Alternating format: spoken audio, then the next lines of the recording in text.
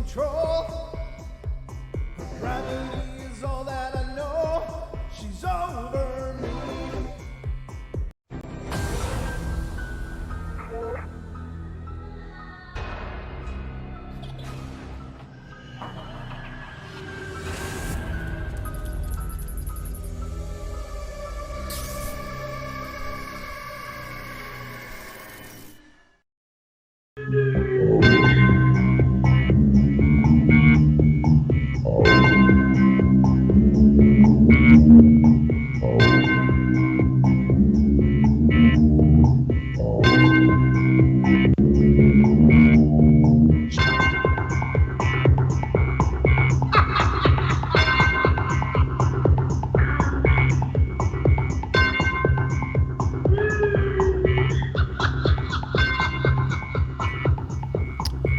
Ladies and gentlemen, boys and girls of all ages, welcome to the Paranormal Portal.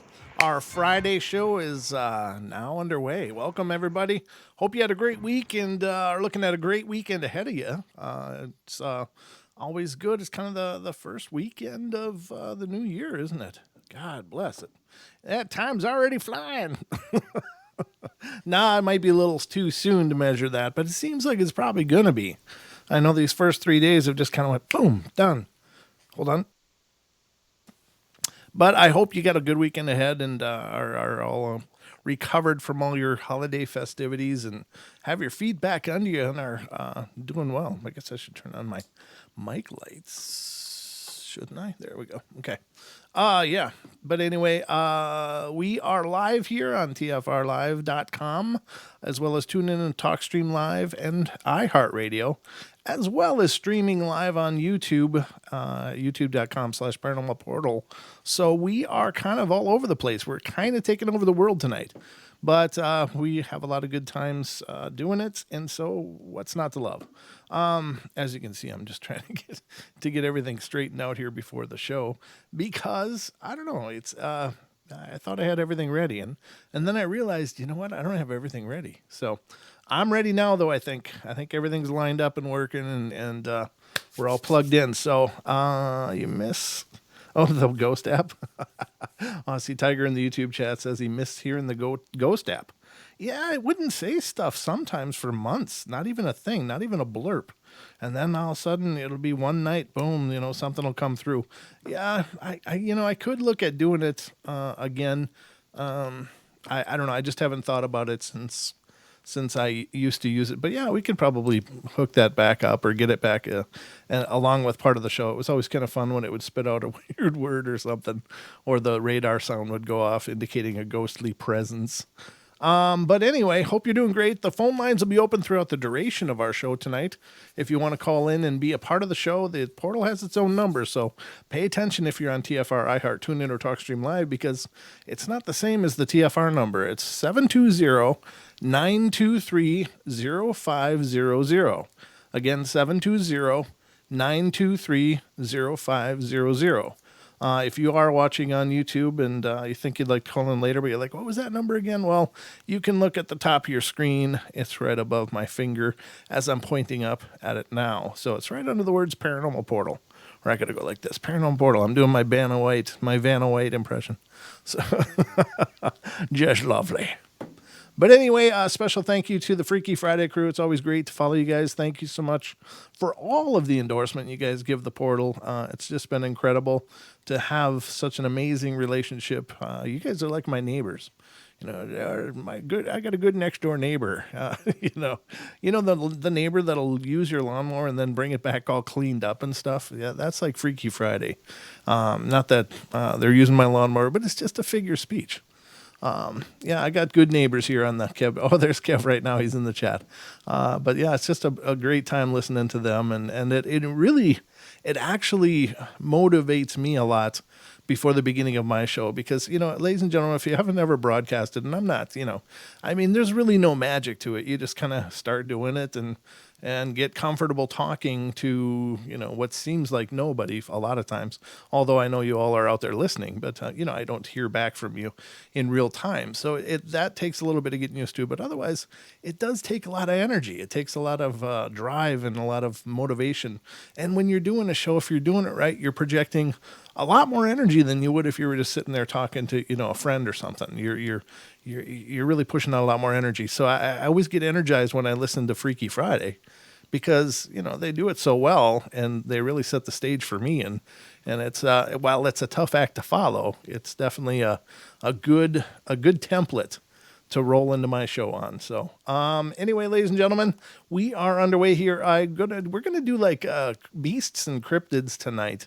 I thought would be kind of fun to cover that. We've done a lot of ghosts lately, and we'll continue to do a lot of ghosts because there's like a gajillion different ghost things going on at all times. But I'm really fascinated by the cryptid world. Bigfoot, Dogman, other things like the rake or ghouls, et cetera, et cetera.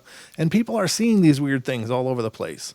Now, what are they? What are these beings? And the ideas are just about as diverse as, the descriptions that you hear about these things. Every once in a while, we oftentimes hear reports of Bigfoot, and we hear reports of Dogman, and those are pretty. They seem to have a continuity between them. However, there's sometimes these other odd things that come through, and the way that they're described are so very different from anything else that's ever been described. And it's like, well, what do you do with that? How do you process that? Because that does not a Bigfoot, and the way they're described, you can tell it's not just a Bigfoot or some, normal variation of either of those. It's something else. Like it'll be, there's stories of huge insects people are running into, and some people suppose that those could be, some form of extraterrestrial. Could they? Sure, I guess. I don't know. It's all game. Well, the idea is, what are these things? Why are they everywhere and kind of nowhere? Is there a multidimensional aspect to these things? Now, and I've said it a lot lately on the show, but I'll say it again. When I first started doing the Paranormal Portal, I was absolutely, blood and bones kind of guy. These were just another elusive thing out there that's very intelligent. But I've heard so many eyewitness reports, directly and indirectly through other mediums out there, like Sasquatch Chronicles, The Confessionals from Duke's show. They bring up these weird things, and then people have called into the show and talked to me and described these amazing events and things that defy the imagination. Now, I don't pretend we're going to get to any answers here on the show tonight.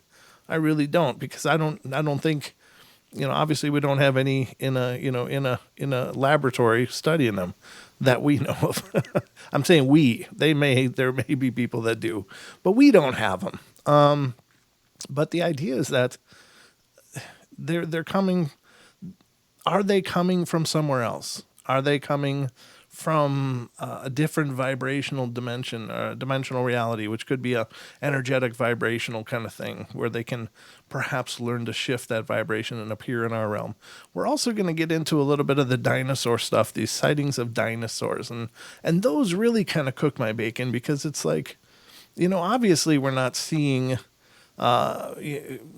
pterodactyls laying in a farm field somewhere after they fell down and they got old or had an accident or got sick. We don't see carcasses and corpses. Now, with things like Dogman, with things like Bigfoot, those are intelligent things.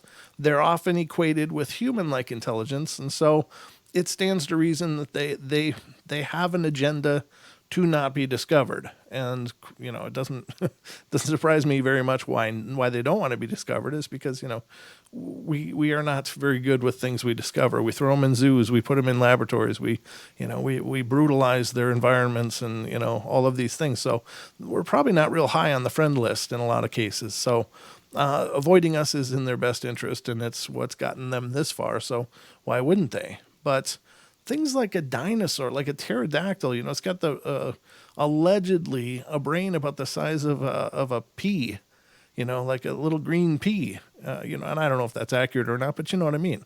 But they're not like doing math, and they're not doing higher reasoning. They're flying around eating and pooping and, doing whatever it is they do to sustain themselves.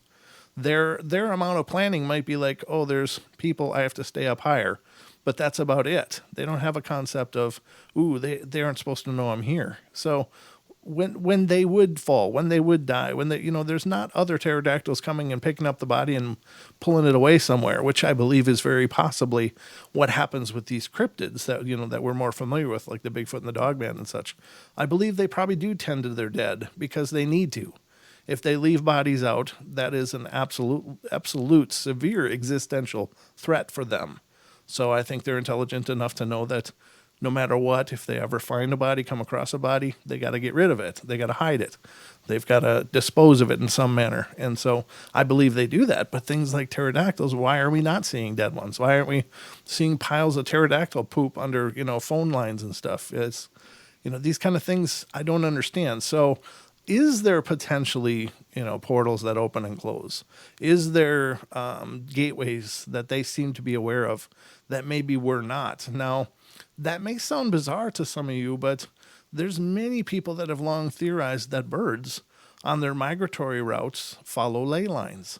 They follow the energetic ley lines of the earth to their summer/winter nesting grounds or habitats.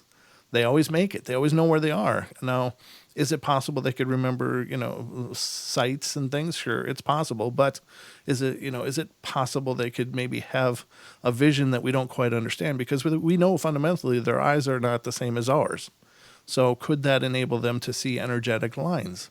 Well, if they can see ley lines, if there's any truth to that, then if there were portals that form that are energetic in nature as well, could they see those? And could they fly through those and appear and then perhaps fly back through to disappear? Or perhaps they being as they're not quite, in the same phase as we are, maybe they can't last long here and they kind of phase back in. I don't know. But it's very curious.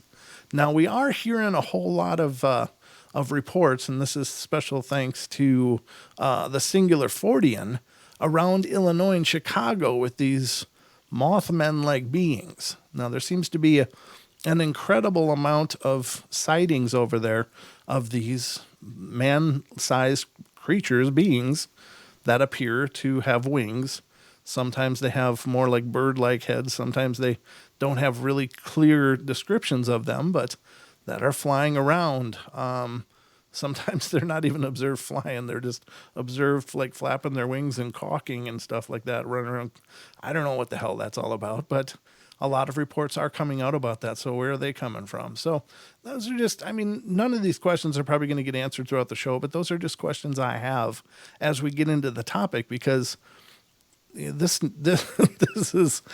is incredibly mysterious to me. It's incredibly confusing to me, but it's incredibly exciting that there's this many questions that are yet to be answered. Now, there are some people that say we don't find them because they just don't exist. These are all hallucinations. Well, some of them may be. Some of them might be. But can all of them be just hallucinations or imaginings or some kind of misidentification? No, I don't think they all can be, because some of the caliber of these sightings are absolutely profound. Like you'd have to be a pretty thick person to get it wrong. But anyway, we're going to get into this and more tonight. So again, the phone lines are open. So if you have anything paranormal you want to discuss, please feel free to call in, because this is a listener-driven show for the most part. I love talking to you guys. I love hearing from you. So if you've got something to share, I'd love to hear it. So it's all available at your disposal. I am here for your listening pleasure. And I just hope you have a pleasure listening. So anyway, I hope you guys are doing good. We got a lot of people coming in into the chat room on YouTube. Great. Good to see you all. Lots of people still hanging out in TFR. That's nice. Good to see you guys. Thanks for being here. I'm just going to go down the list. Ken is there. The Wookiee is there. Vero is there. V-Lash is there. Surprising Stinkbug. I love that name. Hi, Larry's Naysay. Our good friend Naysay's over there. Bam is over there. Don Quixote. Good to see you, Donkey. Wonderful to see you. I hope you're having a good new year. He and I correspond at times too, so it's been kind of nice. Vinny's there. Jolly Self, Gentle Civilian, and Gleeful Habitat. I like that name, Gleeful Habitat. And then we got about 40, almost 50 people coming into YouTube, but I don't know how many are chatting. I can only read you the number of people that are chatting, but it's First World Problems is in there. I saw him over at there. I saw that person. I don't know if it's he or she. Sorry. Over on Kev Baker's show earlier on the Freaky Friday show. Aussie Tiger, Bomber, Brian Gasca. How you doing, Brian? Brown Dwarf, Chris Jarvis, Cosmic Grandmaster. Ooh, that's deep. I like that. You and I got to have a chat. Digger Dog's over there. Deb Varner just popped in. Good to see you. Thank you, Deb. Deb's going to be coming up on the 10th, ladies and gentlemen. So on the January 10th, she's going to come on the show and do psychic readings. Just FYI. Digger Dog, I already said, but I'm going to say it again. D. Swiger just came in. Lane Clifford. Excuse me. LM is in there. I am Pam. Justin Goodearth. Good to see all of you. Kathy Spencer. Hello, Kathy. Lena. Aloha and Lena. Good to see you. Happy New Year. Marcus Aurelius. Good to see you, Marcus. Good to see you. MCAP just popped in. Mogi on Monsters in there. Patrick Douglas is in here. Rachel gets it right. Red Cap Goblin. Real Dill. Robin Lynn Griffith. Thank you for all for coming. Pharmacy Seeds Network. The Rotman is over here too. Tracy Benna. The Duke is in here as well as Don Longbeard under the moniker of Aether Archives. Well, glad to see you all here. Thank you so much for coming in and being a part of the show tonight. And we'll just keep on going. So getting into some of these stories, again, there's a lot of speculation about cryptids. There's a lot of speculation about what the hell are they? Are they really here or are they really not? And again, we talked about a little bit of that in the intro. What do I believe now? I don't know. I honestly don't know for sure. And it's not that I don't think that they're flesh and blood. I think that they are, but I think that they're just able to potentially access mechanics that we don't yet understand. Now, the thing is that things are paranormal and supernatural only when we don't understand them, when they're not normal. And so as we understand things, it's not supernatural or paranormal anymore. Case in point, telephones. Now, if you would go back to the early 1800s and, with the telephone, you would be talking like you were doing witchcraft or 1700s or whenever. That idea would have been absolutely out of this world. It would have been seemingly impossible. But we came to understand the mechanics of it, developed mechanics to accommodate it, and are now able to have conversations in real time around the planet and I'm sure out into the space eventually. But what used to be fantastical and flights of folly are now, they are fact. They're scientific fact. Televisions, as silly as an idea of staring at a lighted box. When televisions first come out, they had a hell of a time finding anybody to invest in it because nobody thought that would become a thing, that people would just sit around and stare at a box. No matter what was going on that box, people just did not believe that television would take off. But, when it first came on, projecting pictures through the airwaves and motion and what became movies and such, it was fantastic. It was fantastically magical. But once it became known, it's not magical. So I think we have to remember, in our hubris, we kind of think we've got this whole world dialed in. We've got it all sorted out. We don't have a lot to discover anymore, and that simply isn't true. I think that as we learn or explore more into the mechanics of reality and mechanics of the quantum states and quantum possibilities, that we're going to find out that a lot of things that seem magical are maybe not so magical, and maybe the explanations will be so simplistic it'll surprise us. I don't pretend to know what those are, but I really believe that we're just missing a whole lot because we have in our scientific communities, we have a lot of ego. We have a lot of, take, for instance, zoology, for instance. Okay, so the topic of Bigfoot is one of mainstream mocking for biologists and scientists on a whole. Now, I will say that that trend is changing. There are more and more groups, and Amy Bew has been very instrumental in getting biologists and zoologists involved in the search for Bigfoot. They're absolutely passionate about it, and they're working as a team to forward that research along with primatologists and stuff that are taking part. So she's bringing in a whole new aspect of it and a whole new credibility to the study. But I forgot where I was going with this thinking. The idea is that there's the mainstream scientific community can continue to keep things in the fantasy and folklore realm just by ego, just by hubris. Not because there isn't already a ton of evidence, because there is. There's a ton of evidence. There are tons of footprints. There are hairs. There are, samples of hairs that have been tested and retested and come up with some incredibly bizarre results.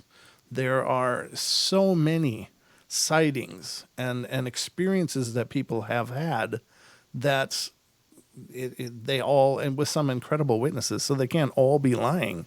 They just can't be. It's not statistically possible that everybody that comes forward with a Bigfoot story is just lying. It's not. In my mind, that's just an impossible claim. And also, by virtue of doing the show, I've listened to people that have witnessed these things. I've heard the tears and the sobbing. I've heard the crying of recalling an incident and how amazing and powerful that is and how absolutely terrifying it was. And that's not just, oh, what do you mean it was just a bear? No, people don't get worked up like that because they saw a bear. But they do get worked up when they see something that in their mind didn't exist just moments before. So let's get into some of these stories. We've got about 5 minutes left. I think I'll be able to cover, before the first break anyway, I'll be able to cover one or two of these, maybe one. But I want to get into, the first one I want to get into is, oh my God, where's my link? There it is. This is coming from liveabout.com, and the article is True Stories of Monsters and Cryptids. Real people see cryptids, monsters, and other strange creatures. And I think I'll just put it on the screen as we're reading it. This is something I learned from Kev Baker. He's taught me so much. He didn't even know he's teaching me. But I take cues from my neighbors. All right, so this is liveabout.com. These are not actual photographs. So and obviously this woman here is not a cryptid. For those of you that are on YouTube, you can see what's on my screen, but this isn't a visual article anyway. It is auditory. It says the number of variety of strange creatures that people report seeing is astonishing. Of course, it is possible that they're misidentifying known creatures. But what if only some of these sightings are accurate? Here are real reports of cryptids, monsters, and other strange creatures. So the number one here on their list is cornfield creature. Now, this is a new one to me. I've not heard of the cornfield creature before, but let's see. It's not too long. We should be able to get through this. It says, I used to work at a cheese factory. I think we've read this one on the show before.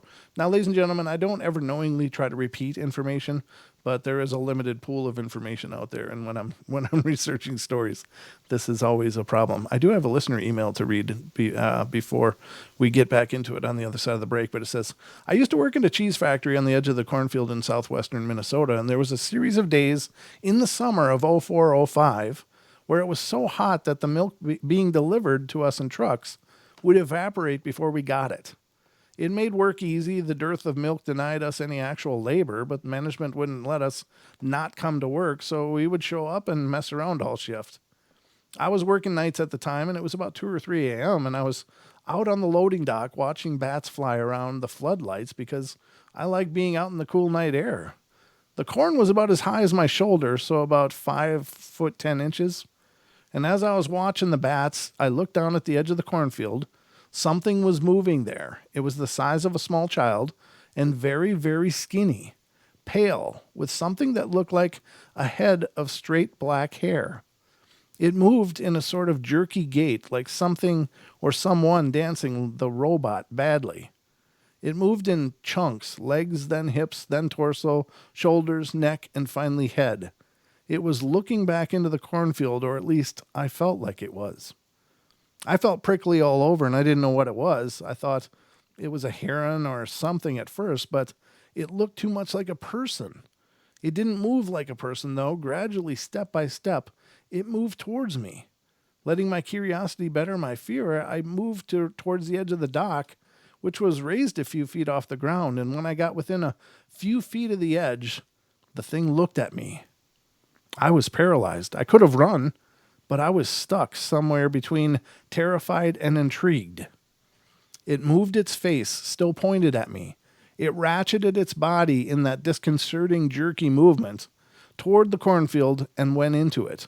I tried to watch where the field moved as it passed, but the corn remained perfectly still. I noticed that all the crickets were silent. After a few minutes, nothing happened. I stood out there for an hour, but it never came back. I never saw it again.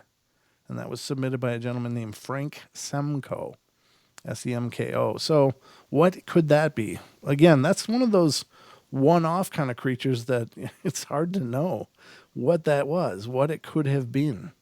That's not a description that I'm familiar with in any way. Of course, we don't know a lot about how these things age. If that was a juvenile of some form or another, I don't know. It could have been. But what if it's not? What if it's something altogether new? Is that like a goblin? Is that some of the reports coming out of Kentucky and stuff? And more than Kentucky, I think they're coming out of Wisconsin as well, deal with things like goblins. So could that be an example of a goblin? Yeah, ladies and gentlemen, there's so much out there that we don't know. And if you hadn't heard the fact that goblins may be out there too, then you're missing out. If you want to know more about that, check out the web series Hellier by Greg and Dana Newkirk. They did a whole web series on it, and it's a great view. There's 2 seasons now. It's really well done. So we're going to take our first break of the night, ladies and gentlemen. Don't go away. We'll be right back for more of the Paranormal Portal.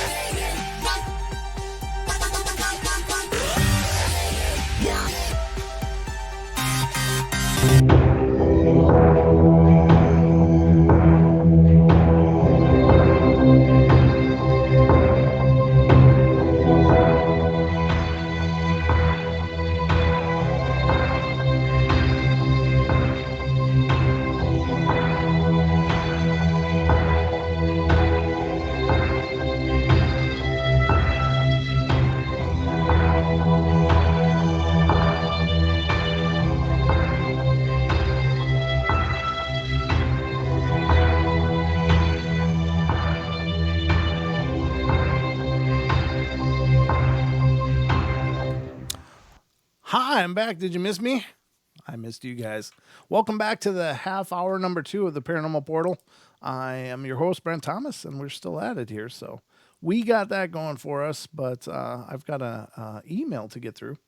Oh, that's interesting. I might have to. All right. So this is an email from Kathy, listener. She would talked about that she was going to send me an update or more information, but I didn't receive that either. So I don't know where they're going. Let me just check something quick as I'm sitting here because it just occurred to me. Perhaps for some reason it got sucked into a spam filter or something. My God, I got like 44 things in my spam. Nope. Let's see. No, I don't have anything in there. So it's truly spam. The stuff in the spam is actually spam. I'm glad spam filters have come along since their inception. Man, everything used to get caught in spam. But it looks like they're doing a much better job now. So I'm going to get to this email. Let me blow this up and I'll read it to you. And then we'll get back to that article as well. So this says, Brent and Don. Oh, sorry. Hold on. That was a prerequisite cough before I start reading. All right, it says, Brent and Don, I submit this tale of the paranormal as one of my first encounters with the unknown. I was newly married and we had no washer or dryer. My mother-in-law gave me a key to her house so that I could use her laundry room on the enclosed back porch. And this was a temporary situation until we could afford our own. Squeaker was my half Chihuahua, half poodle dog that went with me to do the laundry that day, and not big in stature, but a beast at heart. Those little dogs, they think they're giant. But a beast at heart to anybody who messed with me. I was busy with loading and sorting clothes when Squeaker explored the rooms in the house, and several minutes went by and she had not checked in on me, so as usual, so I checked on her. And as I stepped from the laundry room into the kitchen area, I turned to look at my left down the long hall back to the back bedroom, which was formerly my husband's bedroom when he lived at home there. And an old rocker sits just inside the door, facing sideways, and I could see my dog standing there with her little tail just wagging fiercely as she was looking at the chair. Well, the chair was empty, but it rocked forward, and then she looked upward as if someone had arisen from the chair. I was frozen and continued to observe as she turned toward the bed adjacent to the chair, tail wagging. She followed, or it seemed as if she did, whatever it was she was looking at.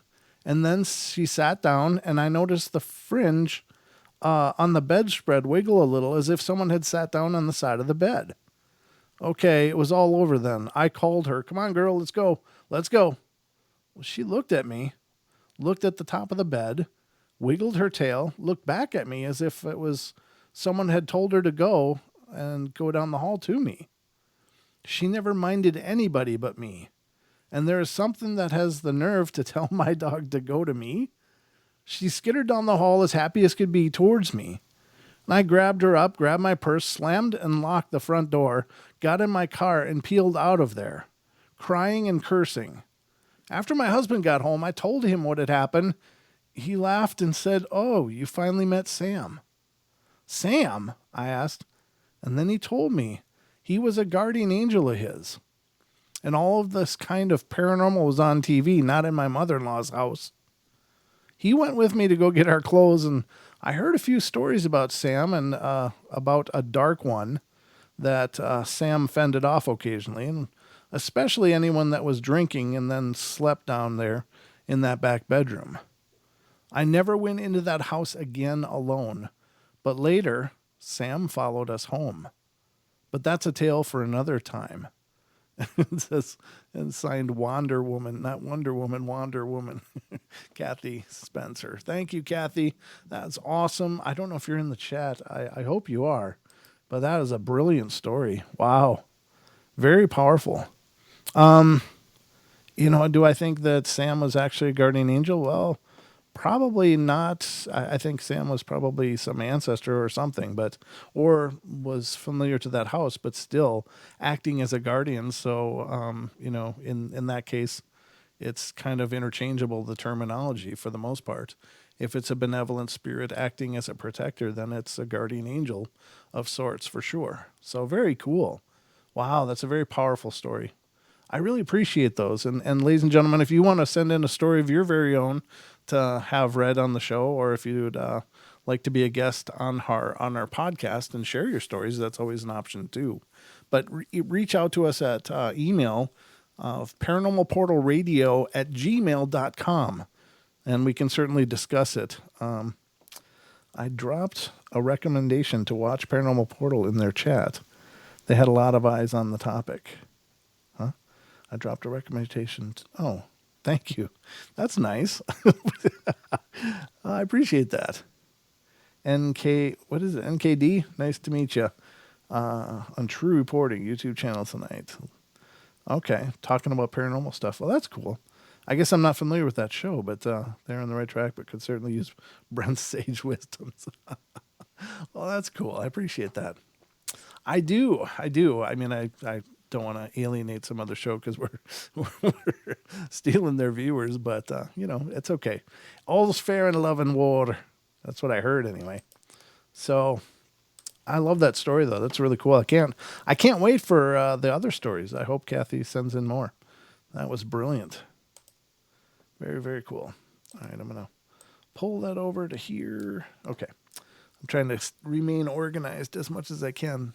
I'll look at the other one during the next break and see if that's a listener email as well, or if it's someone I'm talking to about being on the podcast. It's just I'm getting so many emails lately. I can't. I'm not the most organized person, and I probably need an assistant. So if you know anybody that works for free and would assist me, then there would be a perfect match. That was really cool. Oh, hey, Cade. Our good friend Cade Moya just came in. He's our wonderful friend from down under in Australia. He's got the Believe podcast. And if you're into podcasts and you haven't heard of the Believe podcast, you got to check it out. He does a brilliant job and really, really wonderful guy. Sorry, more coughing. It's that dry winter air. What it does to me. Okay, so let's get back to our list here. That's not it. Where is it? There. Nope, that's not it either. What in the hell did I do with it? I didn't close it, did I? Oh, you know what? I pulled it up in its own tab. That's right. I remember now. There we go. All right, so let's see. So we talked about the cornfield monster, which is definitely a cryptid. This whole thing we might have actually done on another show, but since we're talking about cryptids, it's okay. That's okay. We'll cover a couple more of these if they get too repetitive. We'll move along to another one. I've got several things to work through tonight. Hopefully, we'll get through it. Did you guys notice the static kind of quit? That's weird. Good, but it's weird. I just hope we haven't disconnected or something. Let me look at my connections and make sure we're still as we should be.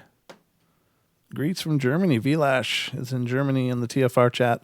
Good to see you, Vilash. Thanks for coming on and being a part of our journey tonight. There it is. Yeah, it looks like we're still connected. So I don't know where the static was from or where it went, but I'm glad it's gone.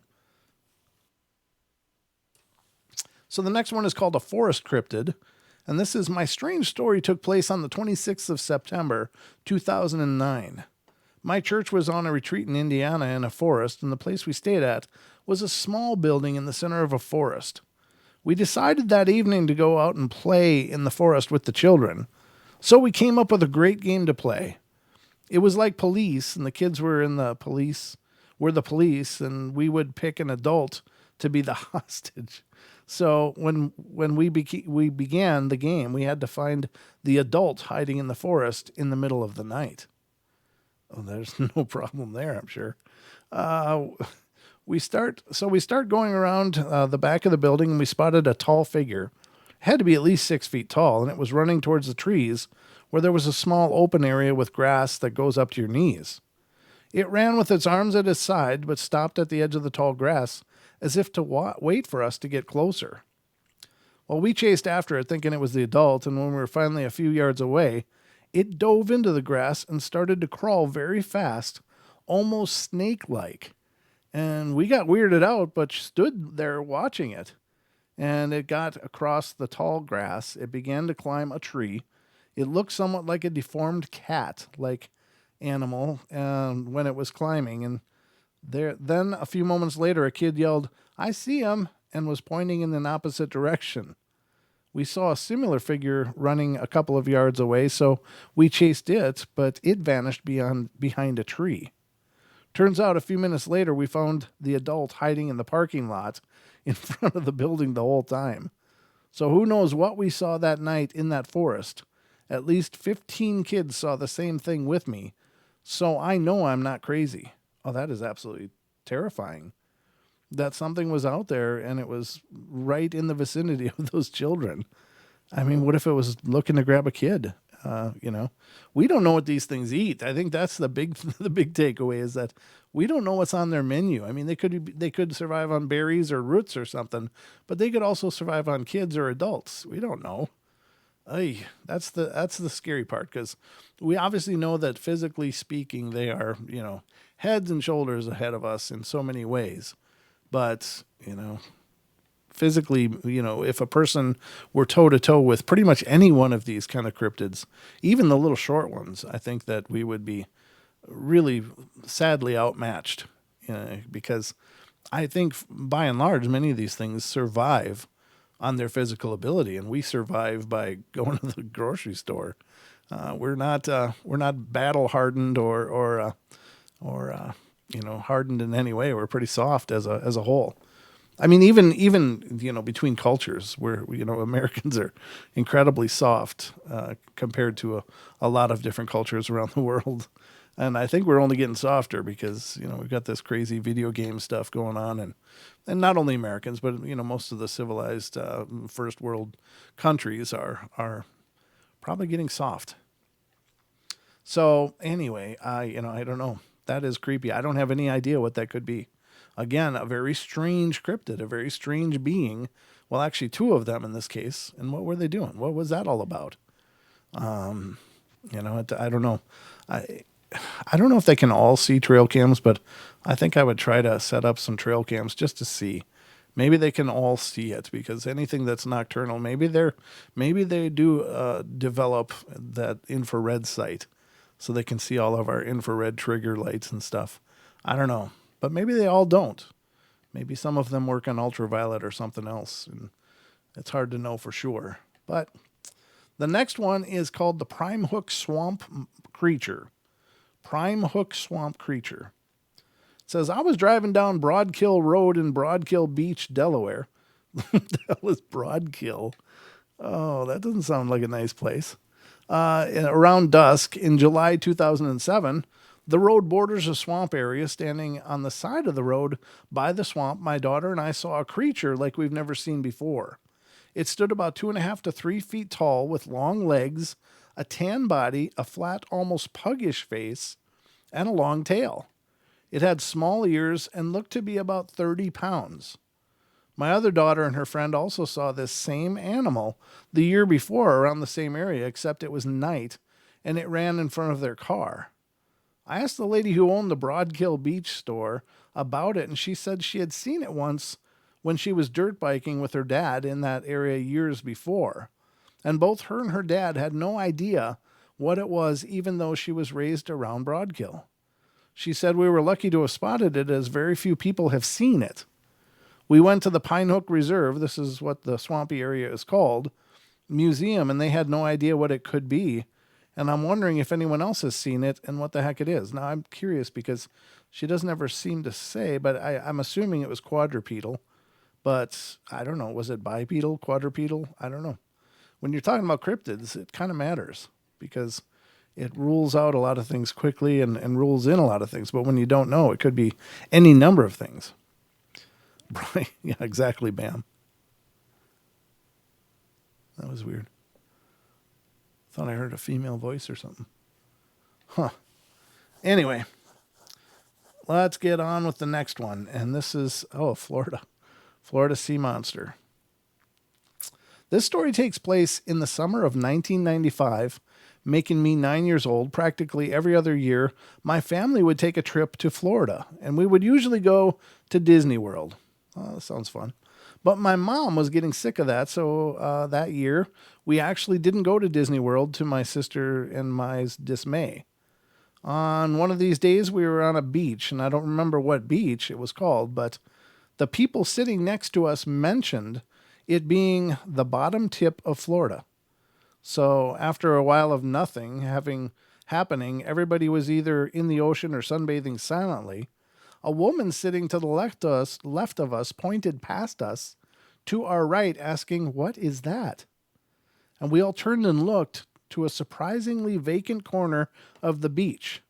There were no people down there, but what was there was something really strange. We all got up to get a better look, very quickly forming a crowd around it. If I had to describe the creature we saw in one word, that word would be cartoonish. I will never forget what it looked like. It was green and looked like a ball of slime about the size of a basketball.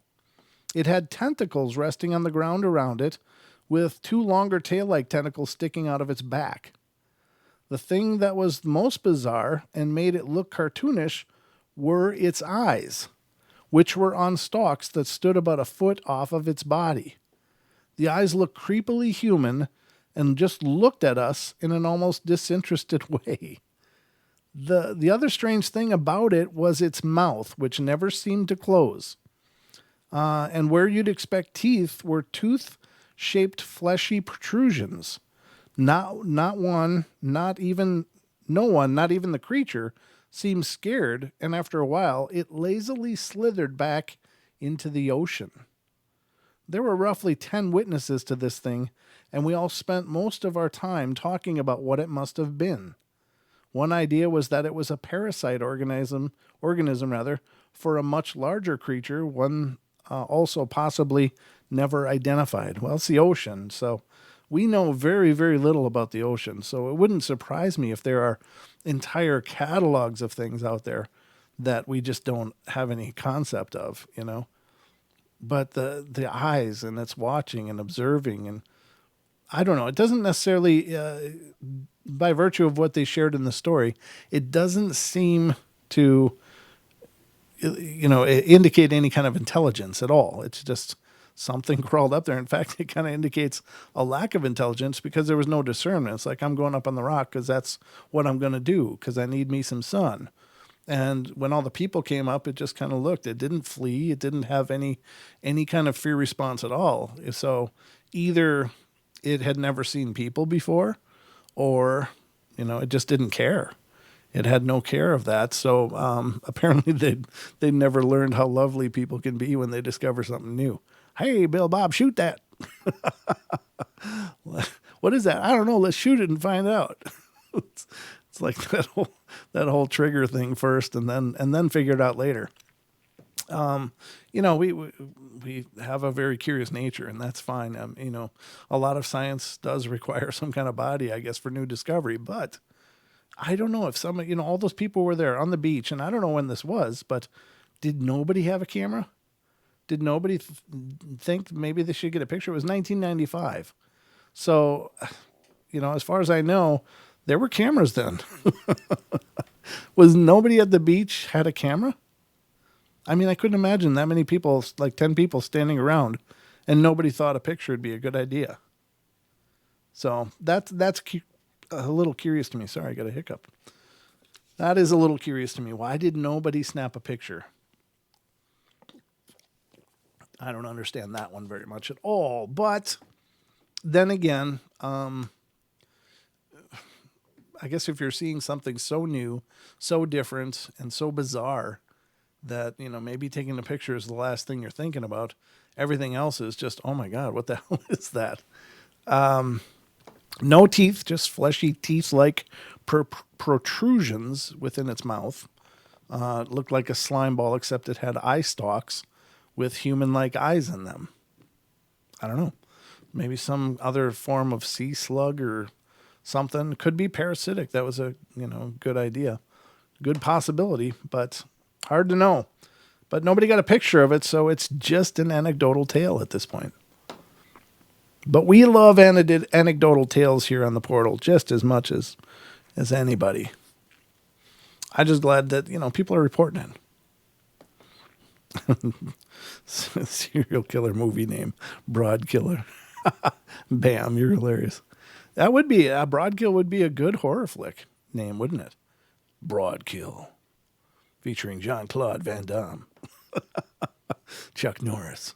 Sorry, Sylvester Stallone.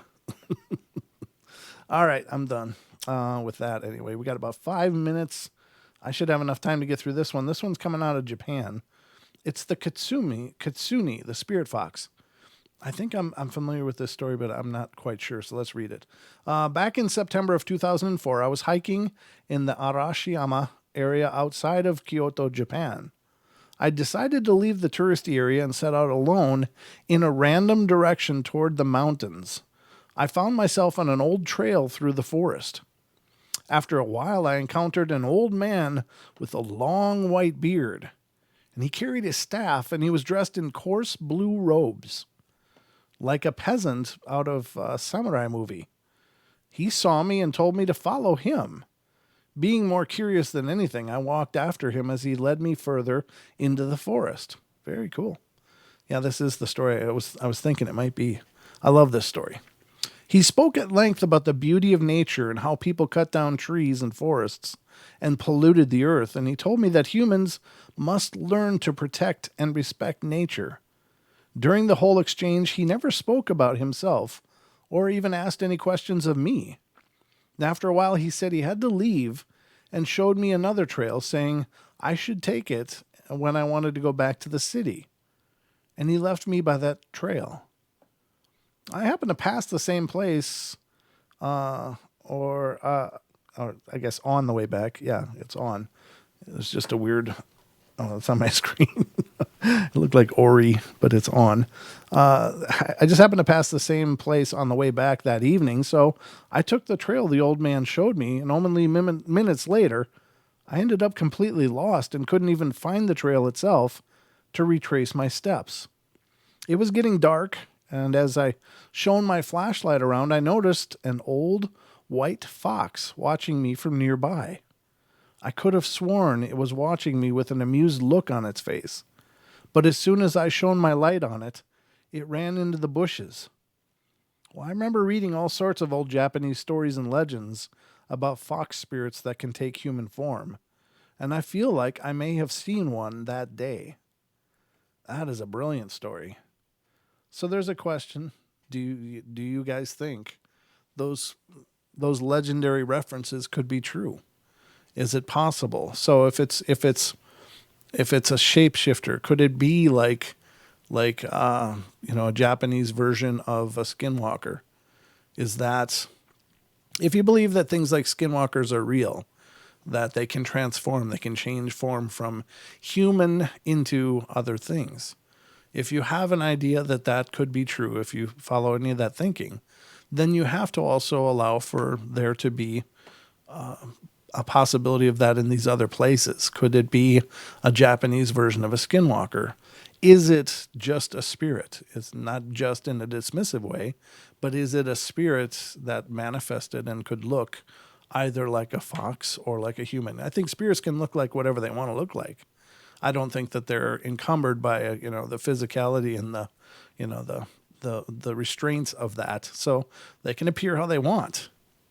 So is this fox old man, is it a person, a skinwalker that exists abroad in their form? Or is it just a spirit? Is it something else? I don't know. Could it be alien? Hell, it could be any of them. But that's the catalog of weirdness that you have to consider when you're hearing these kind of stories. It's like, what do you do? Now, if you're tuning in on TFR, iHeart, TuneIn, and TalkStream Live with us tonight, then you'll want to stick around after the show, because Paisley Wild will be coming up with the spaces between following our broadcast here. And she also simulcasts on her YouTube channel, and it's youtube.com/the spaces between. So you can catch that show. She's a wonderful friend of ours and has been doing a great job. She's, done really amazingly well. She's just a natural presenter. Some people seem at home. behind a microphone and sharing their ideas and their stories. And she's definitely one of those people. So again, the Spaces Between, which follows the Paranormal Portal tonight. And she also follows us tomorrow night. And tomorrow night, also following us after the Spaces Between, tomorrow night, Saturday night, will be our very own Duke Sullivan of World Bigfoot Radio. His show comes on TFR Live at that time, right after the Spaces Between on Saturday nights. So it's a couple of amazingly epic lineups. But, whoa, there's the bell. So I guess we're going to go to our break. 1 hour down, 1 to go. So don't go away. I got more for you here on the Paranormal Portal. Don't go away.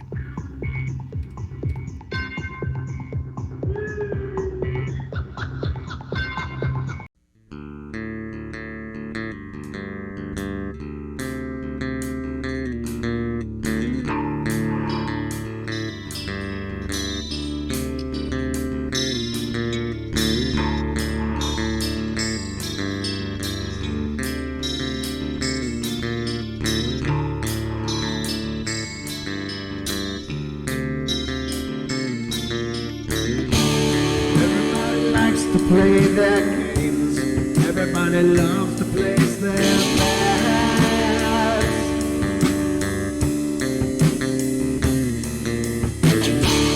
They don't understand the price I paid. They don't care to comprehend.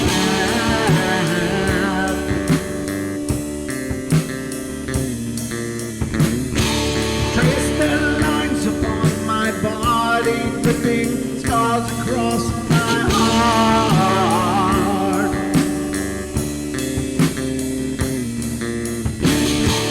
Raging anger boils inside me as their lies keep falling apart.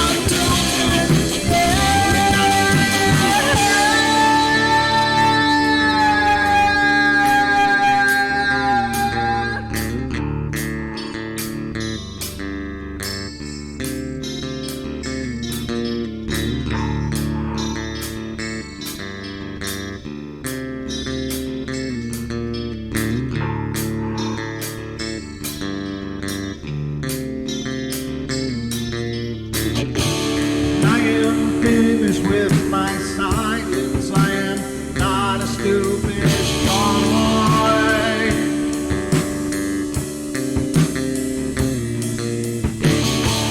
No more breaking me with kindness, just you dance upon my joy.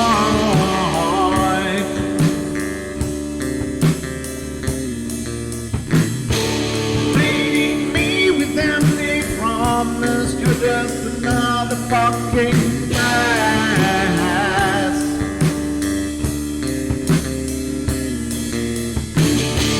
Taking off the slice of my sanity, just make sure that you're well fed.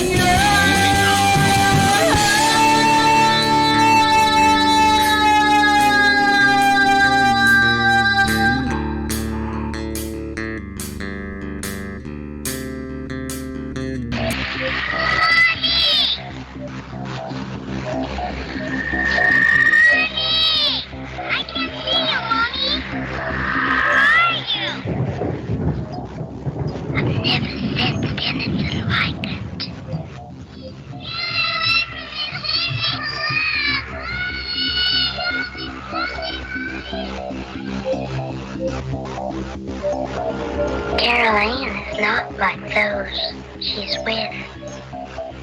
They're attracted to the one thing about her that's different from themselves. Her life force. It is very strong. It gives off its own illumination. It is a light that implies life and memory of love and home and earthly pleasures. Something they desperately desire, but can't have anymore. Right now, she's the closest thing to that. Poltergeists are usually associated with an individual. Hauntings seem to be connected with an area. A house, usually. Poltergeist disturbances are fairly short duration, perhaps a couple of months. Hauntings can go on for years.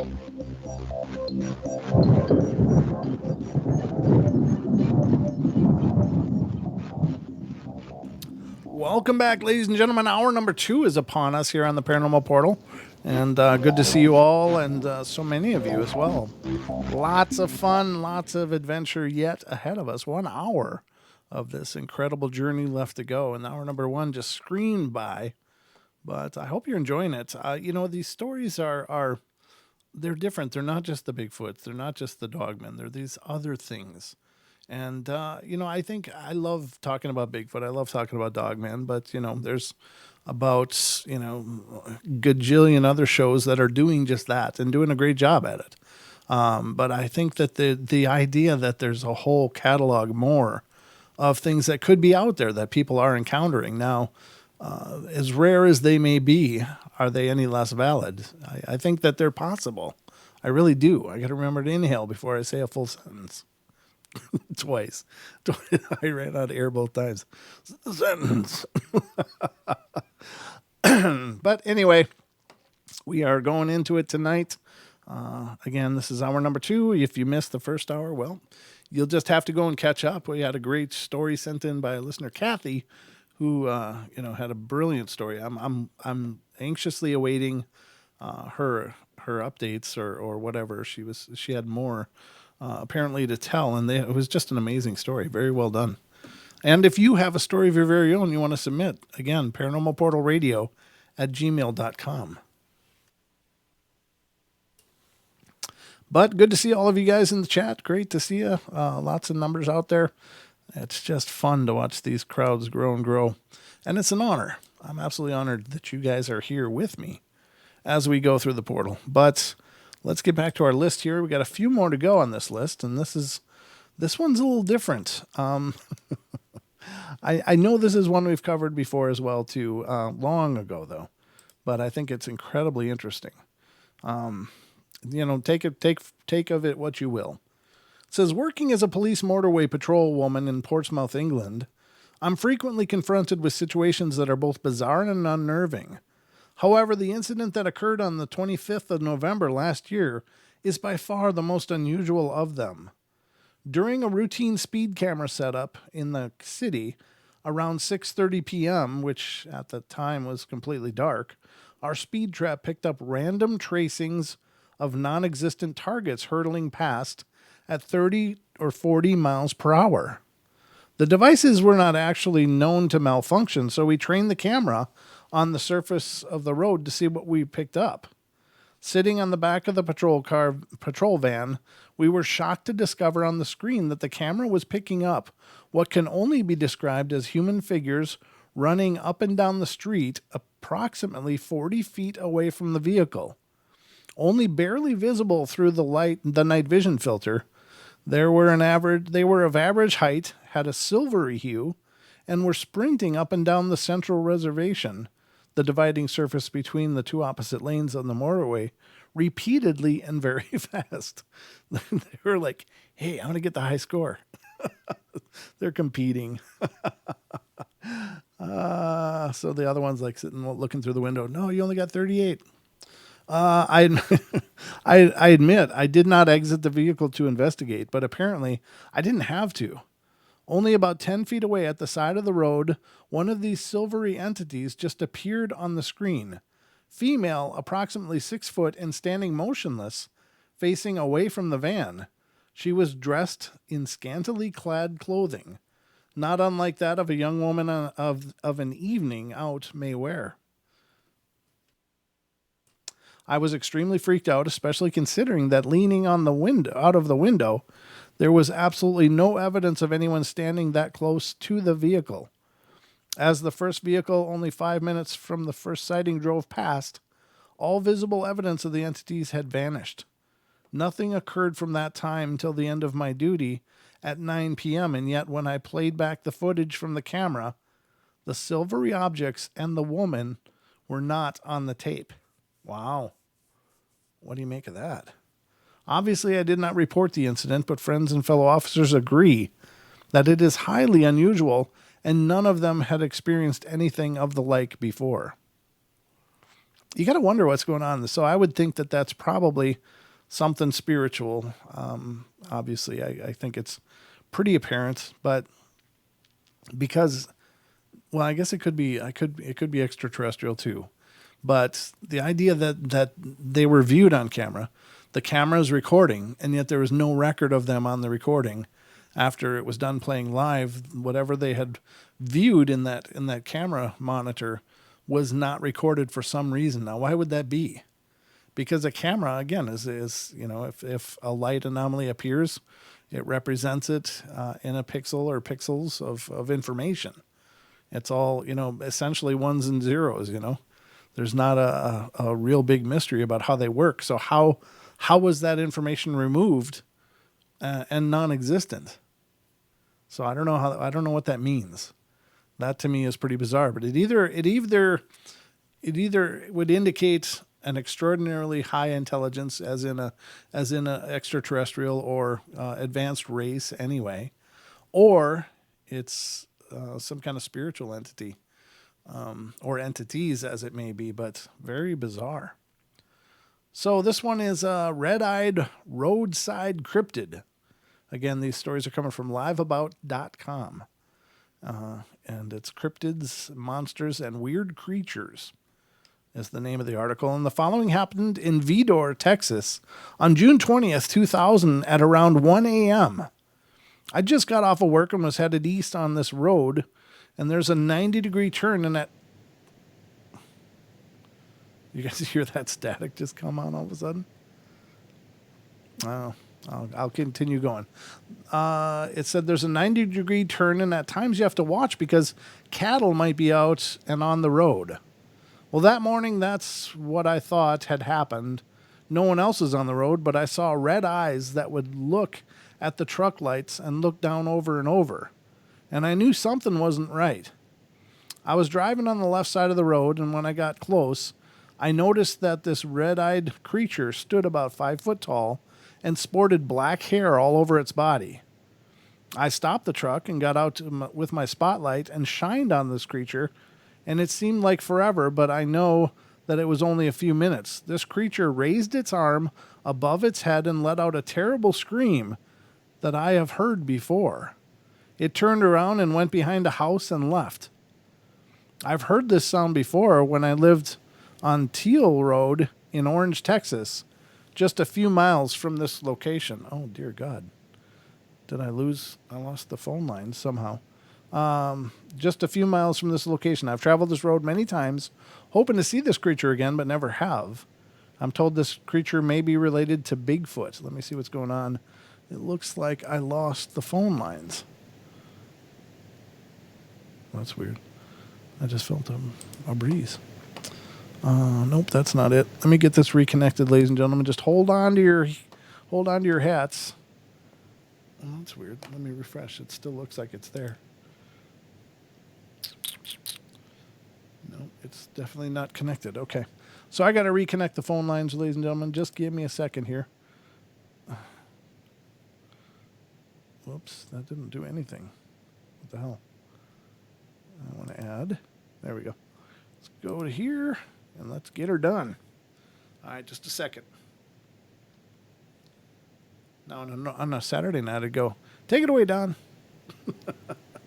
But he's not here.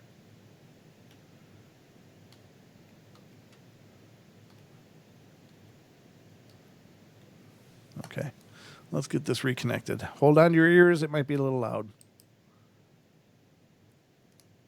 Nope, it's not making any noise, but there it goes. So that sound must have something to do with losing that connection, because as soon as it reconnected again, the static disappeared. That's very interesting. Let me check TFR and make sure I'm still there. Are you guys hearing me? Are you all hearing me? I don't know. There's no bad weather or anything here, so I'm not sure what could be creating that. But let me see if you guys are hearing me and seeing me. Yeah, that goes without saying. Bomber says haunted. That goes without saying. Yep, Ken can hear me in the YouTube, but I'm not getting any answer over in TFR. But I hope somebody will answer, because I don't want to leave that going dead. That's a big part. Go for it, Brent. Oh. I'm always going for it. That's what I do. Let's see what's going on. No. Well, Ken, if you get a chance, can you bump over to TFR and hear if you're hearing me? Loud and clear. Oh, really? Okay. I guess Ken's saying that in YouTube, loud and clear. Okay. Well, I'll assume we're back and connected and good to go. So, goes in and out. Taco, yours is going in and out? That's not good. I can hear me just fine. I don't know. Don tells me sometimes when he's working on the podcast that the volume does go up and down. I don't know what that is, because I'm monitoring the mix through my headphones, but for some reason, I know that my oh, good. Thank you, Ken. I appreciate it, brother. Appreciate it. And thank you, Moog. I appreciate that as well. Okay. Yeah. Yeah, the autofocus feature, for those of you on YouTube, I don't know why it's doing that. I've turned off the autofocus on the actual controller of the camera, and it still wants to do it for some reason. Now, it could be something with the production software that I use as an intermediary between the camera and the YouTube feed. But sometimes it does, sometimes it doesn't. Now, I don't know. I don't think it's necessarily paranormal, but when you couple all the stuff together, it's definitely odd. There's always oddness going on. It's what we do. Light a candle. You know, I just cleansed the whole house yesterday. I went from top to bottom all through the house with both sage and a kind of wood, and I don't remember the name of it, but it's a piece of wood that's supposed to be a very holy piece of wood. But I will light incense, frankincense incense. So, because I do believe when you do the paranormal, you gotta be understanding that you might be pulling things in. And Lord knows we've seen enough weirdness on the show here to definitely qualify as potential weirdness. But I did earlier swear that I heard a woman's voice, and that's not possible unless there's some weirdness going on with my network feed or something. Maybe something got crossed out there in the interwebs.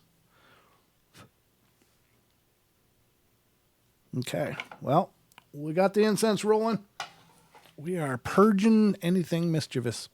So let's continue on. Again, we're going through lots of different cryptids and beasts that are out there.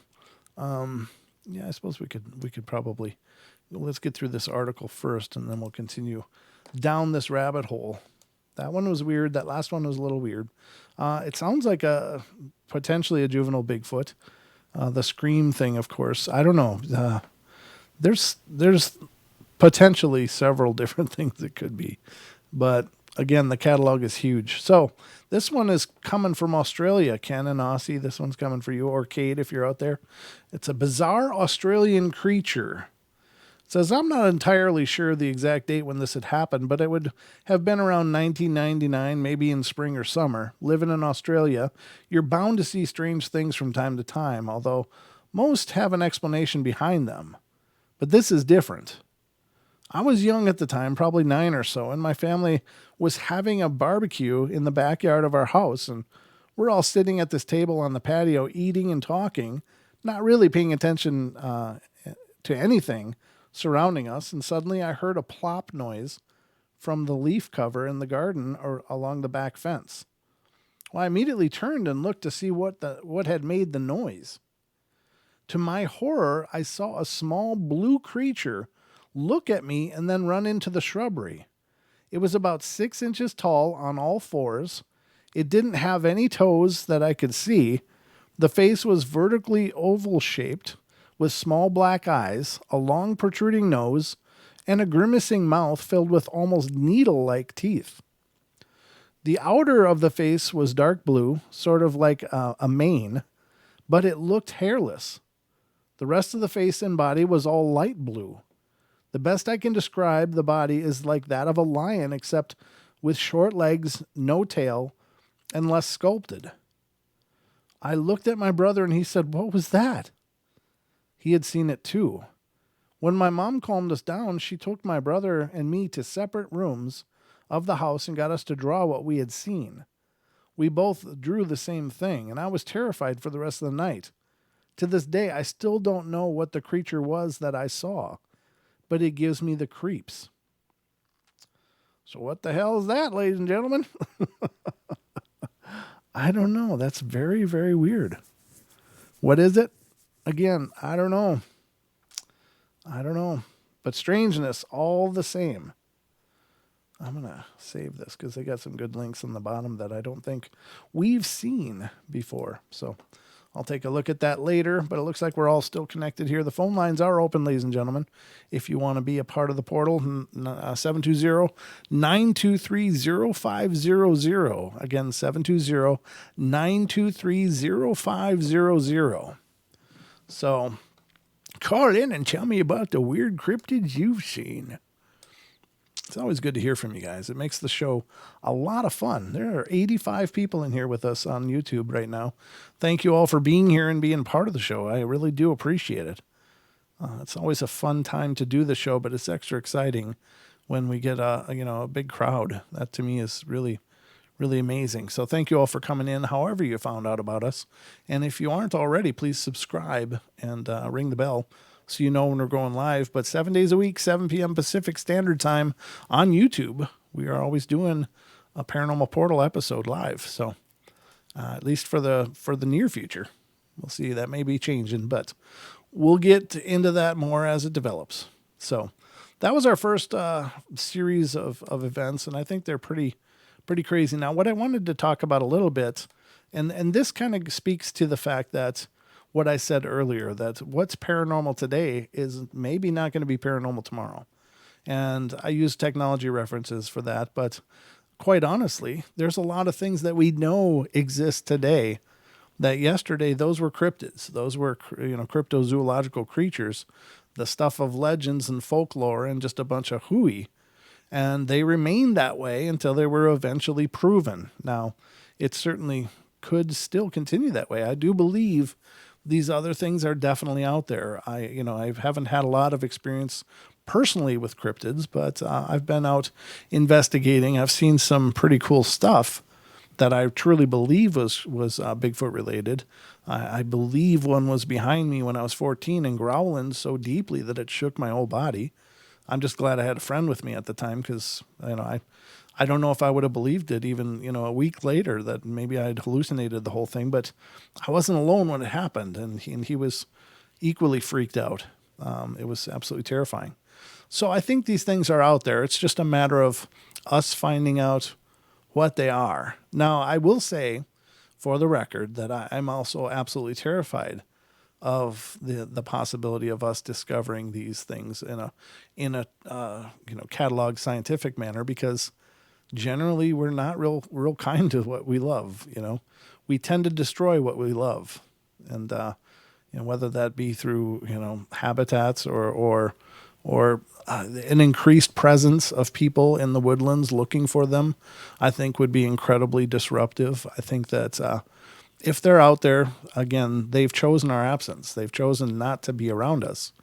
And whether that's the reason they've survived this long or they're just naturally skittish, who knows? But I assume it's the former, that at one time, perhaps in our ancient past, we were probably going head to head with these things for, competing for survival. And so they learned to stay away from us. And, it's allowed them to, persist and even thrive, in our absence, which is good. If we discover them, what will happen? How will that change? They'll become fact. Well, then, you'll have Bigfoot safaris and all kinds of things. The funny thing is that no matter what's discovered, it becomes a business.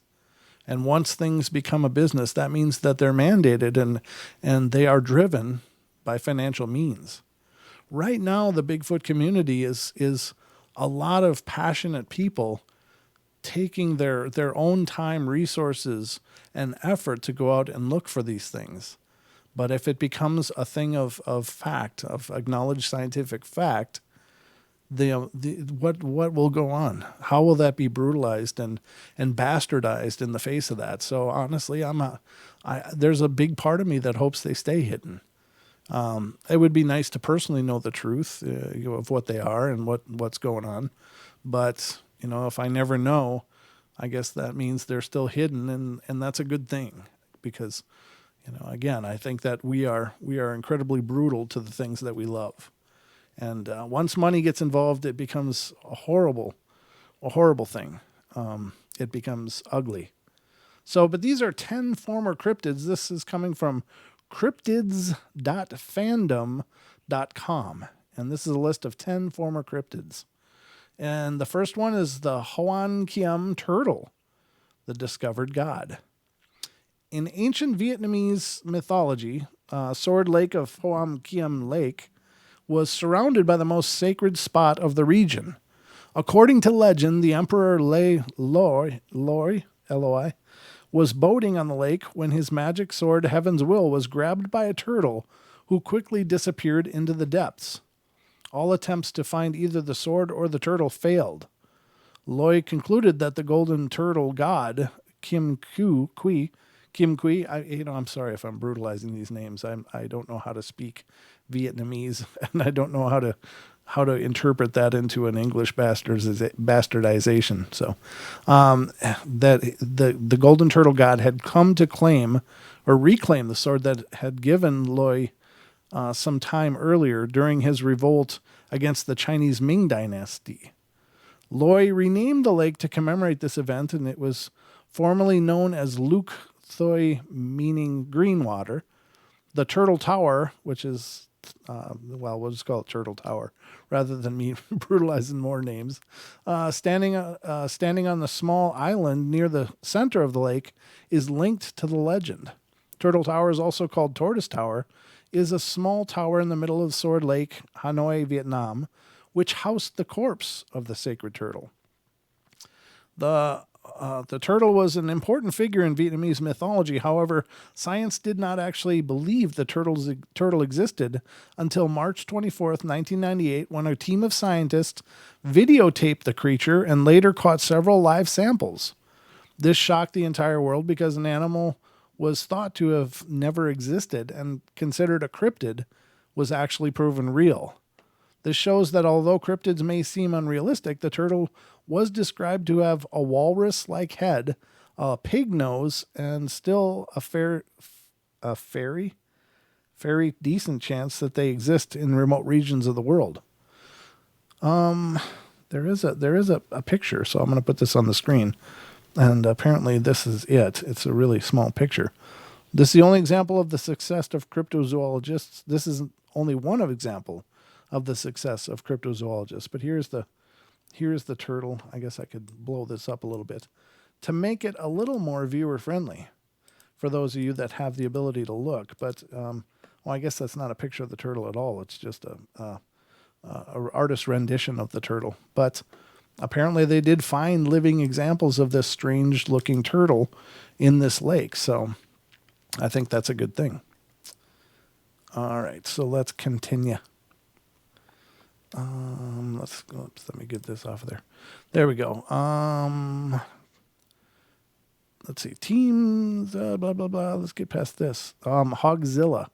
Hogzilla is the next one, but we're going to get into this one on the other side of the break because we are up against the break, the last break of the night. So I hope you all don't mind, but we're going to be back at it in just a couple minutes. So don't go away, and the portal will always continue. Remember, you can call in if you got something to say, 720-923-0500. Remember that after the show tonight comes Paisley Wild and the Spaces Between coming up next. And as well as, let's see, nope, tomorrow night is the Duke, of course, after Paisley. So there's always great shows following us here if you're listening on TFR, iHeart, TuneIn, or TalkStream Live. But we'll be right back. Quick break, and we'll be back at it.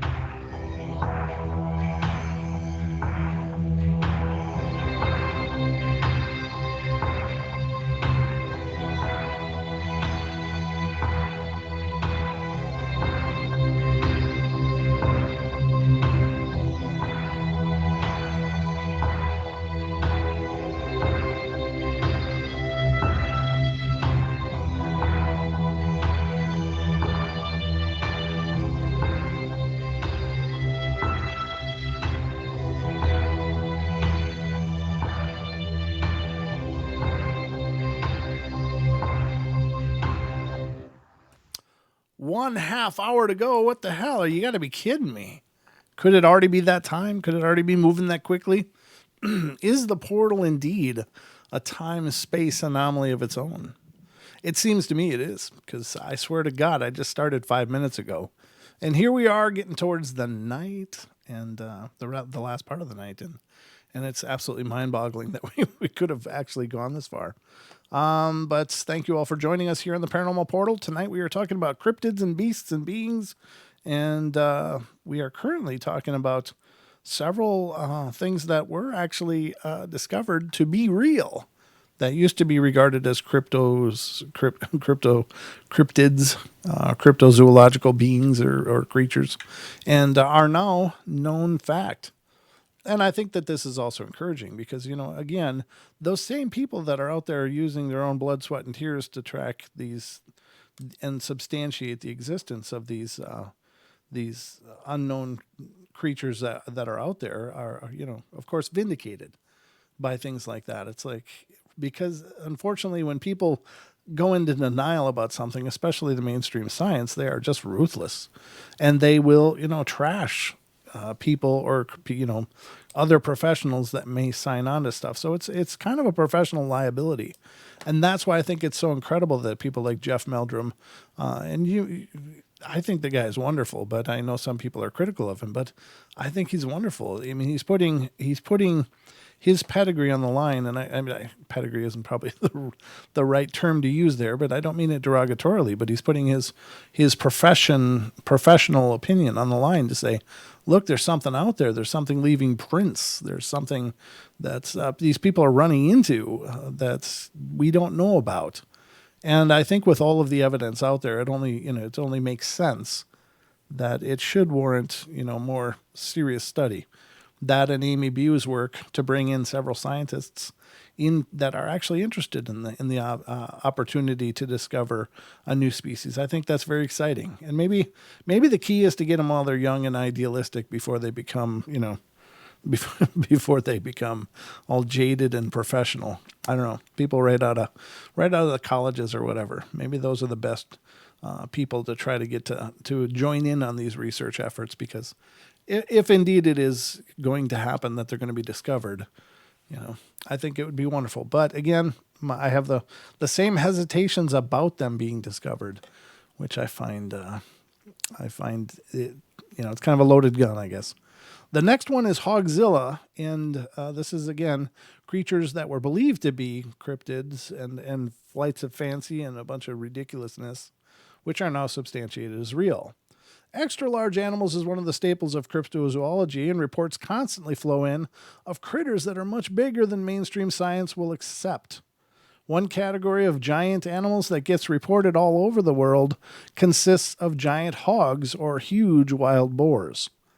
One example is Hogzilla, a proven cryptid that was once considered a hoax. Reported from the southern United States, at least 2 species of really big pigs have turned out to be real.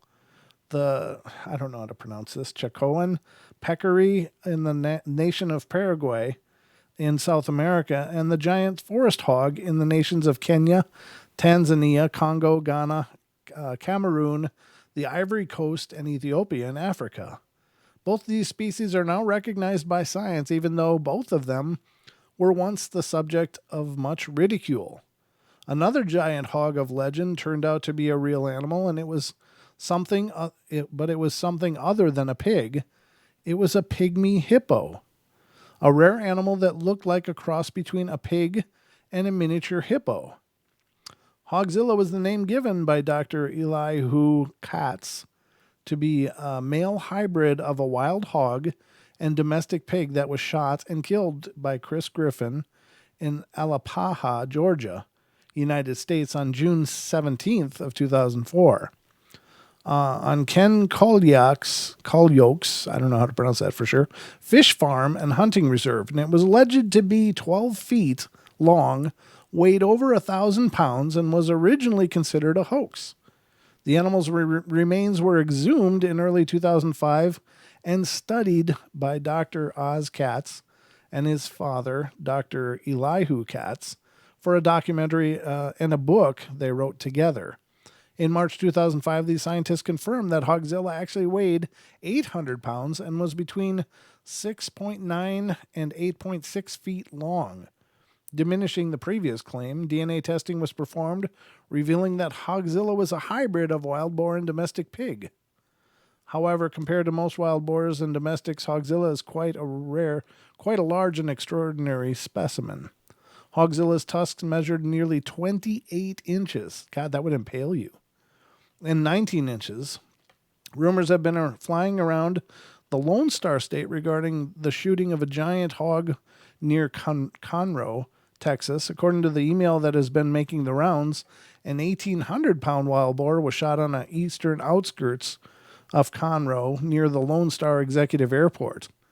Many reports of property destruction due to wild hogs have come in this area, and the pigs have been seen crossing high-traffic areas for years in this vicinity. I had my doubts about this story from the start. I keep up with the goings-on in East Texas pretty well, and felt I would have heard something about this giant. It turns out I was right. According to the Courier of Monterey County, the boar was shot and killed in Turkey in 2005. The enormous hog was taken down by a .300 caliber rifle and weighed in at 781 pounds. This made it the largest hog ever taken in Turkey. Tales of the giant feral hogs have become quite common in the South. Many are familiar with the story of Hogzilla, the hog killed in Georgia in 2004. Originally thought to be 1,200 pounds and over 12 feet long and over 1,000 pounds, Hogzilla, according to the National Geographic experts who unearthed the carcass, was only 8 feet long and weighed a mere 800 pounds. So there you have it. Of course, people are prone to exaggeration. Our memories are not always the best. Not the most. Thank you, Victoria. I appreciate that. I just got a message from a friend, Victoria. We do remember things generally in a skewed manner, and of course, surprise, fear, disbelief can weigh into that as how we recall certain events. But so it's hard to be extraordinarily accurate based on eyewitness accounts. But yeah. Oh, just a sec.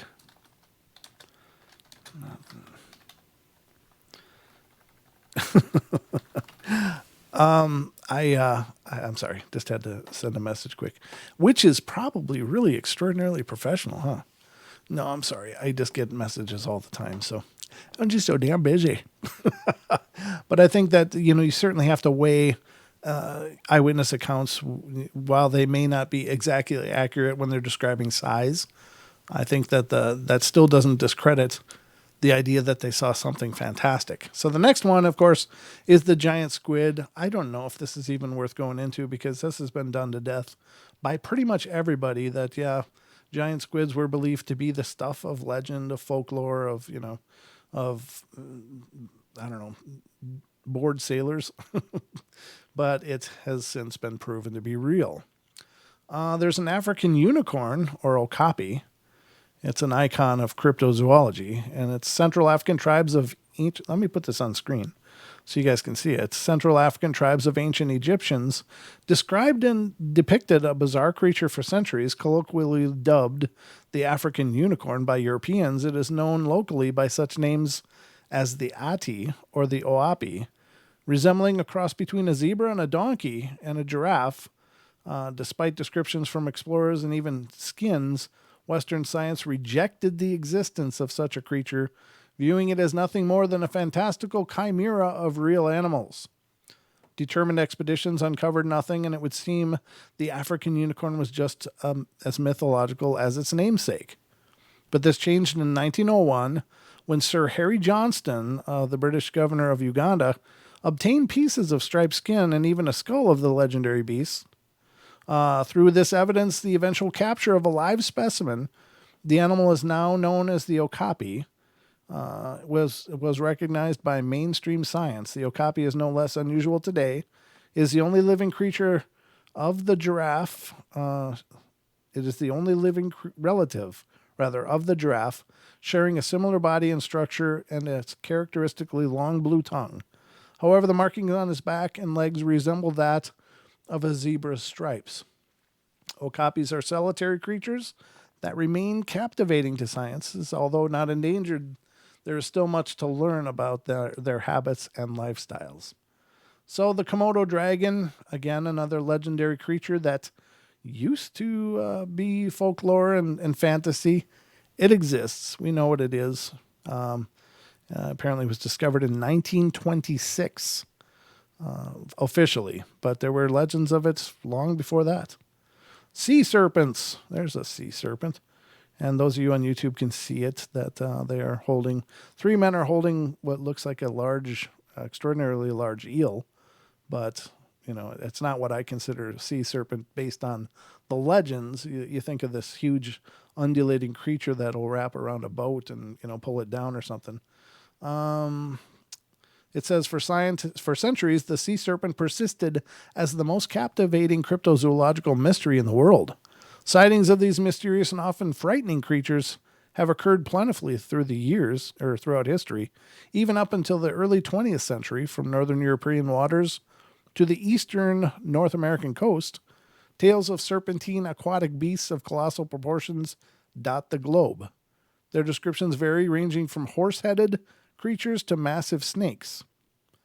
Cryptozoologists speculate that various misidentified animals can account for the sea serpent sightings.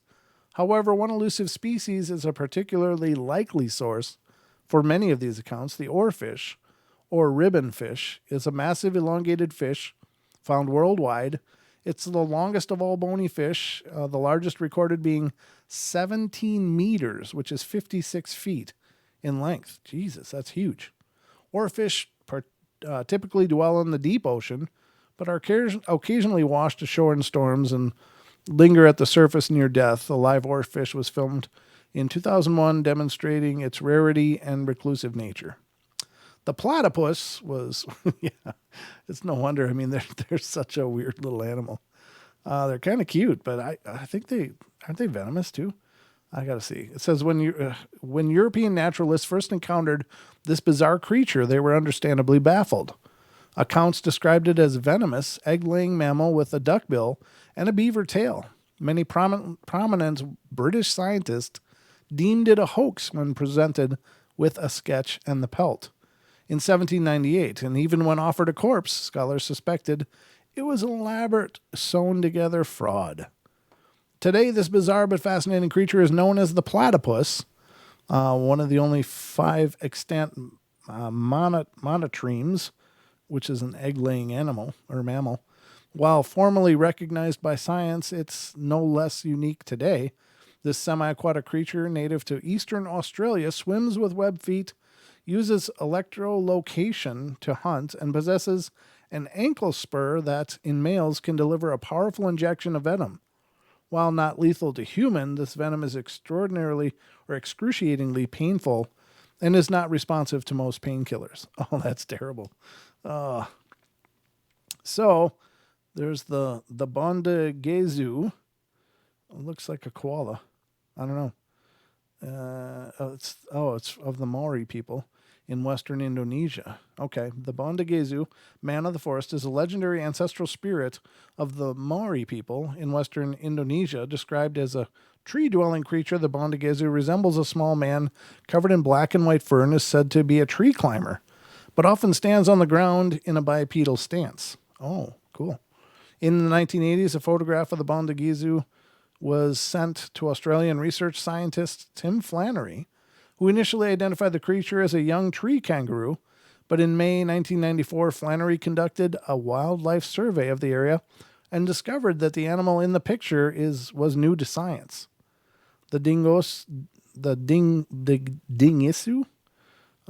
is, as the creature is known, is a forest-dwelling marsupial with bold coloration that spends most of its time on the ground. The dingisu remains a rare sight. The first real evidence of the creature was only skins, and to this day, no dingisu exist in captivity. There's a water owl. That's weird. Medieval folklore, the Ziphius, or water owl, was a monstrous nautical creature said to attack ships in northern seas It possessed the body of a fish and the head of an owl, complete with massive eyes and wedge-shaped beak. Ziphius, meaning sword-like in Latin, may refer to the beast's fin, which is said to pierce the hulls of ships like a sword. Today, the inspiration for the Ziphius is known as Cuvier's beaked whale, a widespread species of beaked whale, also known as the goose-beaked whale. The creature is found as far north as the Shetland Islands and as south as the Tierra del Fuego at the tip of South America. It's the only member of the genus Zophius, which bears the name of its legendary identity. Some additionally attribute the inspiration to the Ziphius to the orca, or the great white shark, based on some descriptions of the beast as a predator to seals. There's a devil bird. It's not recognized as a cryptid. Okay. And this is the last of this list. The devil bird, known as the ulama, is a frightening cryptid of Sri Lanka, said to emit blood-curdling human sound shrieks in the night from within the jungles, which are said to resemble a wailing woman in Sri Lankan folklore. It is believed that the cry of this horned bird is an omen that portends death. This elusive creature is rarely seen, but is often heard in the form of its infamous blood-curdling screams. For centuries, the nocturnal cries of the devil bird were the only evidence of its existence. Western science wrote it off as mere superstition. Then in 2001, the devil bird was identified as a new species of owl, the spot-bellied eagle owl. That's not nearly as cool a name as devil bird. The largest of all Sri Lankan owls, Bubo whatever, matches the description of the ulama perfectly, down to its characteristic screech and tufted horns. Although some debate still remains as to the true identity of the devil bird, the spot-bellied eagle owl stands as the most compelling source of inspiration for this mysterious creature. There you have it, ladies and gents. Those are 10 things that were once regarded as cryptids, but are now regarded as fact. They are not, in fact, cryptids anymore. So, will we see the day when they are regarded as Bigfoot and dogmen and so many more will be regarded as a scientific fact? Maybe. I know there's a lot of effort going on in these communities to find out what's going on. There's a lot of serious expeditions taking shape. Have been a lot of serious expeditions. A lot of people have worked really hard on, especially the Bigfoot and Dogman phenomena. Mostly the Bigfoot. I would say there's no more comprehensively studied cryptid anywhere that would top the amount of research that is ongoing in the Bigfoot community. I think that if we're going to hear of the discovery or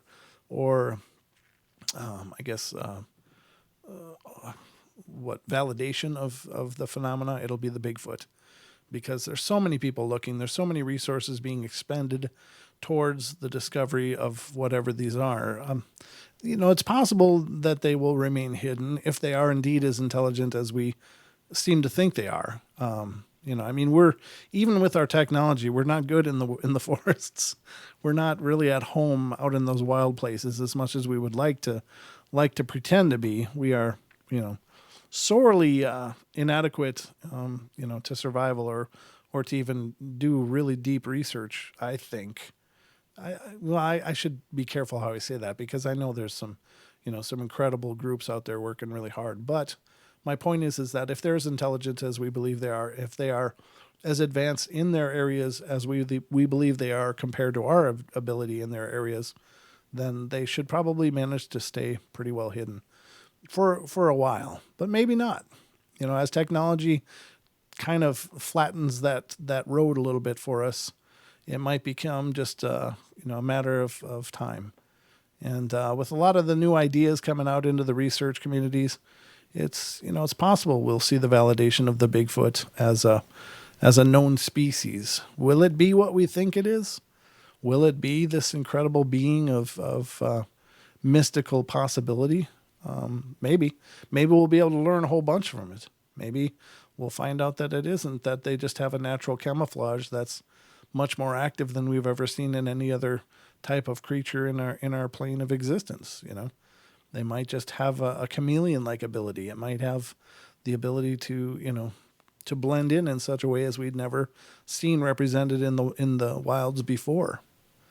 But it's all possible because it's all unknown. Brent Thomas, the Paranormal Portal phone is ringing. Well, thank you. I love how you guys always know there's a phone call before I do. Thanks. I appreciate the spamming. Yeah, I got it. You guys. All right, let's get to the phone line. And this is, of course, our dear friend, Miss Sage. How you doing? Hi, Brent. How are you? I'm doing well. How are you? I'm good. Good. And that was incredible. What? Like, that was an incredible list. I'm happy that I got at least half of that down. And you did a great job, by the way. Oh, thanks. Thank you. I appreciate that. You're welcome. I always try to put my best foot forward. I don't feel like you get it. You don't. I don't feel like you get enough credit sometimes, or you don't accept the credit that you should deserve. Well, thanks. I appreciate that. That's wonderful. So what's on your mind tonight?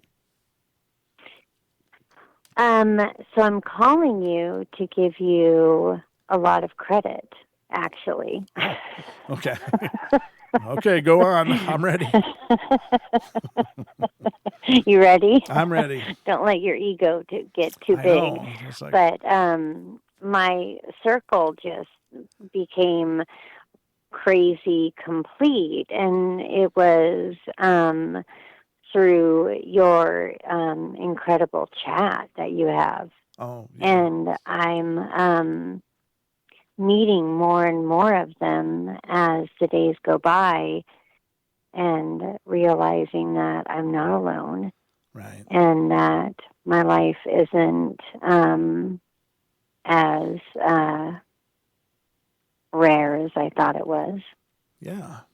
Well, that's good. And if you didn't have given up on me, and Deborah didn't have given up on me, then there's something very special about the portal. Oh, well, good. I'm glad Very you feel special about that family. Yeah. It's a good group for sure. And the circle, it's a very special group, and it's very loving, and it's an unconditional love. And the circle, when you really start to accept the fact that your awakening has happened, Mm-hmm. and you've gone down that rabbit hole, and if you're alone or you have people that are around you, regardless of anything, you're still on your own. Yeah. And when you come to a complete circle, you find out that you might have some answers, but you still don't have all the answers. Sure. Yeah. We all need somebody, We all need those groups. Many of us probably. We all need each other. Right. Yeah, I think so. And I'm glad to hear that. I'm glad that you found that here. That's really an honor, and I hope everybody finds something special here. I mean, that's obviously wonderful to hear, and I hope that that's true for most everybody. It'd be wonderful to know that, but I don't know. We're all just doing our best, I think, and it's good to know when we're all struggling through life. It's like, it sometimes feels like you're all alone, like nobody can possibly understand you. But then, you find people that resonate in very similar ways. And that's exciting because, it's like coming home in a way. I'm finding a lot of similarities with the people in our group, Mm-hmm. and how we've lived through life. And I think that with the new 2020 and us, because the portal is a family. Sure. Yeah. It's become a family. Mm-hmm. And once you become accepted and you're truthful, not only about who you are, but that you accept that you're truthful about who you are, Mm-hmm. because everyone can see that, and that's the great thing about it, is that we're non-judgment. We love you. Yeah. And that's, I think, the great thing, is that it's the closest thing that we can get to home. Yeah. I think so. I think it is, but it's a good thing, and I'm absolutely honored that you feel that way. We got about less than a minute left of the show, but I really appreciate you So calling. I just wanted to tell you that I really appreciate it, and I'd really like to have you contact me, because I understand that there's a need for people to meet. Okay, guys, that's going to wrap up the portal for tonight. I love you all. Be good, be kind, be nice.